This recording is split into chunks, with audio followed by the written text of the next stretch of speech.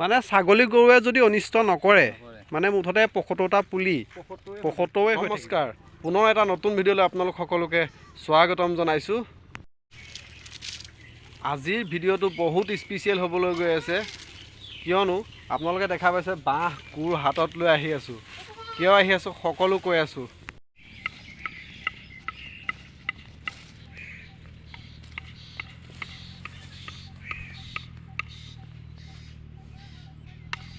পানী দিয়া নাই নেকি এতিয়া? ইয়াত পানী অলপ দিব লাগিব। পানী নিদিলে কামত নিদিব, হয়নে? পানী নিদিলে কামত নিদিব। এই যেনেকুৱা এতিয়া ৰ'দ আহিছে, টিকা ফটা ৰ'দডাল আহিছে, পানী নিদিলে কামত নিদিব। পানী দিবই লাগিব। আৰু বেৰাটোতো মেইন, বেৰাটো দিবই লাগিব। এইফালে আৰু খুঁটি 4টা লাগিব ন। তাৰমানে আমাৰ গাঁৱৰ ডেকাসকলে আজি বৃক্ষৰোপণ কাৰ্যসূচী হাতত লৈছে। আৰু লগতে আমাৰ লগত উপস্থিত আছে যিসকল বনকৰ্মী বিষয়া, তেওঁলোকো আমাৰ লগত উপস্থিত আছে।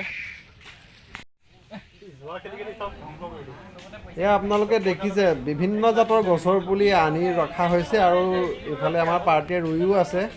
আৰু এইফালে দেখা পাইছে এইফালে খুঁটি ব্যৱস্থা কৰা হৈছে গঁৰালৰ কাৰণে। ইয়াত ৰাধাচূড়া, কৃষ্ণচূড়া, বকুল পুলিৰ পৰা আদি কৰি আমলখি পুলি, এনেকৈ বিভিন্ন জাতৰ পুলি আছে। এয়া আপোনালোকে দেখিব পাইছে। গুলুকদা, এইটো ৰোৱা হৈ গ'ল ন? এতিয়া বকুল পুলি, এইটো বকুল পুলি ন? বেছিভাগ বকুল পুলি আছে ন? গুলুকদাই কিন্তু পথাৰত কাম কৰি আহি একেবাৰে বাহিৰে ইয়াত আহিছে কাম কৰিবৰ কাৰণে। তাৰ কাৰণে গুলুকদাক কিন্তু ধন্যবাদ। আমলখি পুলি ন ছাৰ? এইটো আমলখি পুলি।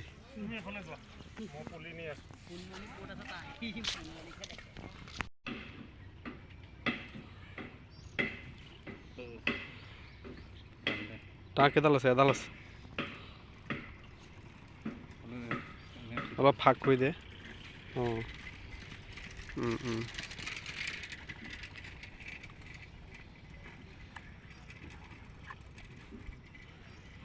গছ থাকিলেহে মানুহ জীয়াই থাকিব।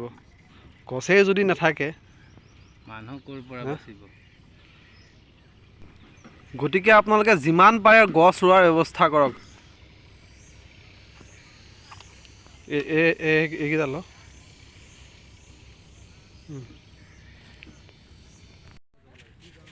চাৰিটা খুঁটি দিলে বস্তু তেতিয়াহে ভালকৈ পুতিব লাগিব। গছ ৰোৱাৰ ছিজন কিন্তু এইটোৱে দেই, বাৰিষা ছিজনটো ৰাইজসকল। একো নহয় জোনদা, বেছি তললৈ গ'লগৈ নেকি বোলো? পুলিটোৰ কথা কৈছোঁ। একো নহয় ন? বন বিষয়া কৰ্মীসকলেও কিন্তু আমাৰ লগত সমানে সমানে কষ্ট কৰিছে দেই।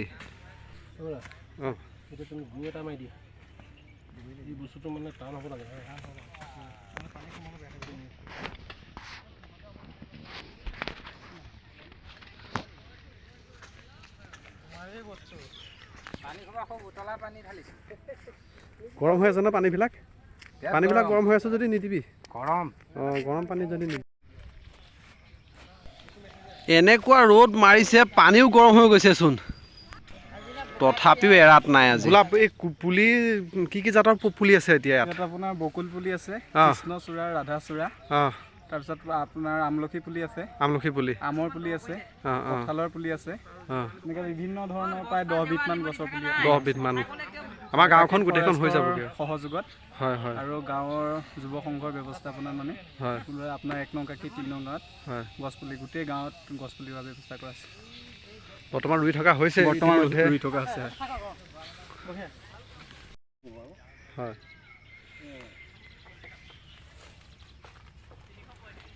এইটো ৰাধাচূড়া ন জোনদা?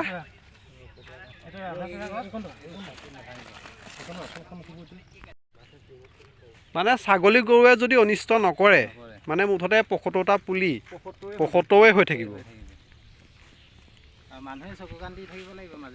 বিশেষকৈ আমাৰ গাঁওখনৰ ৰাইজে এইটো চকু কাণ দিবই লাগিব।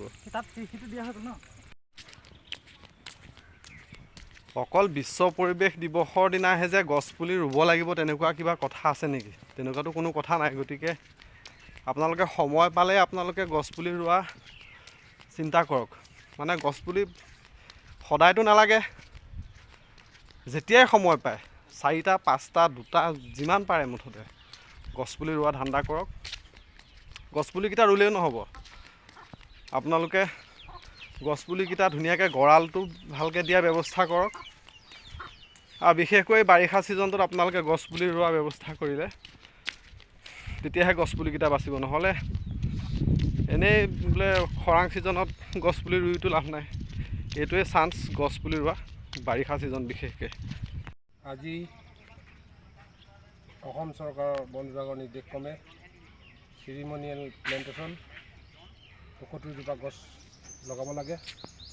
আমি কাকি আঞ্চলিক বন কাৰ্যালয়ৰ বনকৰ্মী আৰু এই 10 ব্লকৰ সতীৰ্থ যুৱ প্ৰজন্মৰ ভাই বন্ধুসকলৰ লগত লগ লাগি এই প্ৰচণ্ড খৰাঙৰ মাজতো আমি আজি ইয়াত বিভিন্ন ফল ফলাহাৰ বৃক্ষ ৰোপণ কৰিছোঁ।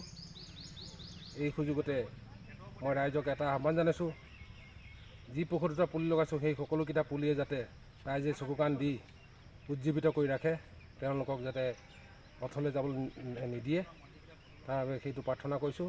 আৰু 10 ব্লকৰ সমূহ যুৱ সতীৰ্থ আৰু ৰাইজক আন্তৰিক অভিনন্দন জনাই মই মোৰ বক্তব্য সামৰণি মাৰিছোঁ।